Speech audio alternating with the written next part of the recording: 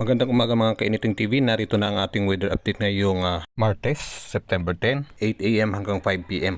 Base po dito sa ating live weather satellite imagery, nakalabas na po si LPA sa Philippine Area of Responsibility kaninang madaling araw. At tuloy-tuloy na rin ang kanyang biyahe papuntang Silangang China. Ngayong umaga, generally fair weather po sa karamihan po ng lugar sa ating bansa. Maliban po sa Zambales, Bataan at Cavite na apektado po ng hanging habagat. Dahil dito, magiging maulap ang kanilang kalangitan. May pulupulong pag-ulan, pagkulog at pagkidlat. Bagyang maulap hanggang maulap na kalangitan naman at mga kalat-kalat na mga pag-ambon, pagkulog at pagkidlat sa Metro Manila at sa natitirang bahagi po ng Luzon. Samantala dito sa Mindanao, naging apektado na po siya ng localized thunderstorms, lalo na po itong mga lugar ng Misamis Oriental, Caraga Region, Bukidnon at Davao Region. Pero wala pa namang pagbagsak ng ulan. Mamayang hapon at sa gabi, malalakas po